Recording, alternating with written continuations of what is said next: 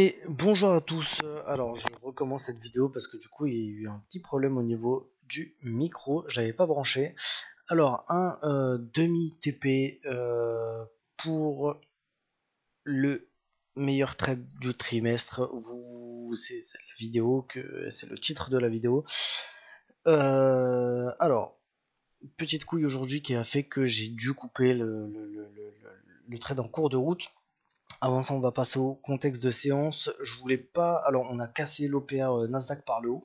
Je voulais pas prendre ce trade parce que le flux était pas clair. On était largement au-dessus des moyennes mobiles à ce moment-là, mais on était quand même, les moyennes mobiles étaient quand même rouges. Et au niveau du Standard & Poor's, je crois que c'était pareil. C'était pareil. Niveau du Dow Jones, alors on a cassé l'OPR par le bas. Je voulais prendre ce trade.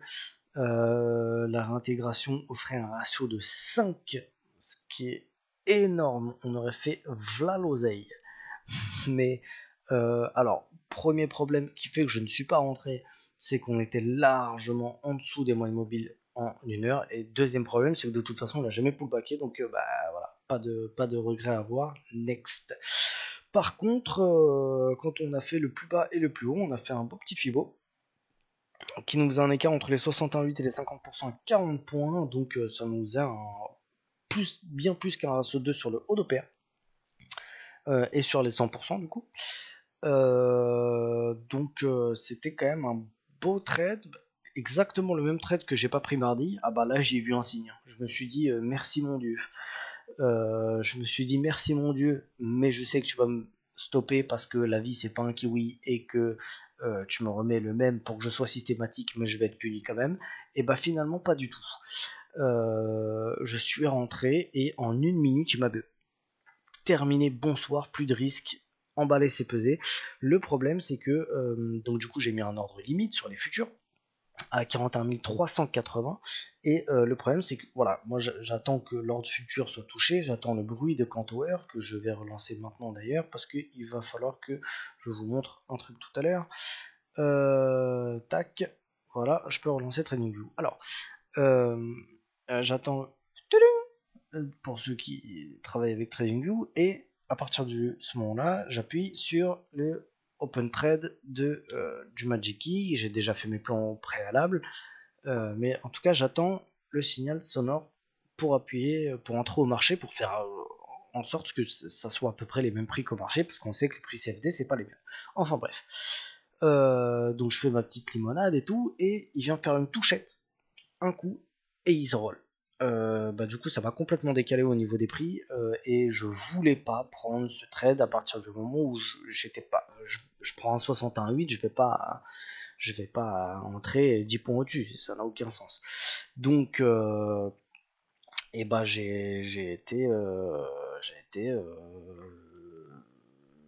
voilà, j'étais uniquement sur les futurs du coup. Donc, ratio de 1 très très vite en une minute, ratio de 2 il a touché, je décide de ne pas sortir parce que c'est pas le TP du setup, hein. Le TP du setup c'est pas le ratio de 2, le ratio de 2 c'est faut que ça soit un ratio de 2 minimum pour que ça soit une décision rentable sur le long terme, mais les 100%, ouais, je sais pas si vous avez entendu, ça fait mais c'est 100%, 100% là tout de suite c'était le haut d'OPR, donc je me dis on tient jusqu'au haut d'OPR. Alors que j'ai le drawdown glissant sur Apex du coup parce que mes comptes futurs c'est sur Apex, donc j'ai un drawdown glissant et je vois retourner ratio de 2, ratio de 1, il rebondit un petit peu, je vois ratio de 1 il passe à 5 points du BE, donc là dans ma tête je me dis putain j'ai perdu 2 R parce que vu que c'est par rapport au plus haut, techniquement c'est ça. Il a compté au plus haut 2 R, donc drawdown glissant qui monte, je me fais reprendre BE, je me suis fait niquer de 2 R sur mon drawdown max. Donc ça m'a un peu fait chier quand même, mais j'ai décidé de laisser, la règle c'est la règle. Et puis je me rappelle d'une fois où j'ai coupé au ratio de systématique parce que drawdown glissant, et puis finalement il a fait un 4 et j'étais l'air. Donc voilà. Surtout que là, il n'y avait pas énormément. Bon, voilà. Il passe à 5 points du BE. S'il avait BE, c'était BE, mais bon, voilà. Bref.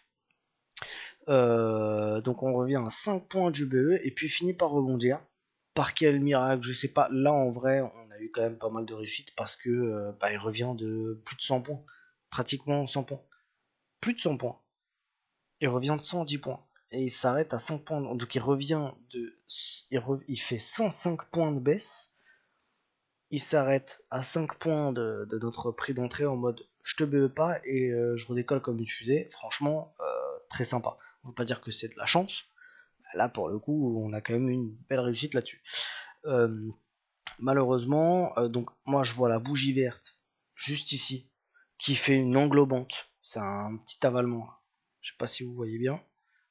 Les deux bougies ici, là. Tac et tac. Magnifique avalement. Bon, qui prend pas tout à fait la hauteur de la mèche en bas, mais on s'en fout. Magnifique avalement. Je me dis, là, ça y est, c'est ligne droite. Et malheureusement, je dois quitter les écrans à 17h05, il me semble. C'est ça que je voulais vous montrer d'ailleurs. Hop, trade. Hop. Date time 17h06. À 17h06, donc à 17h06, on était sur cette bougie ici. On venait de valider l'englobante, l'avalement, pardon. Et donc moi j'étais en mode YOLO, on va TP. Et j'ai dû partir pour raison personnelle. Mais c'est cool de voir quand même qu'il a fini par faire son putain de haut d'OPR, il a fini par faire son 3, il a fini par faire un ratio de 6.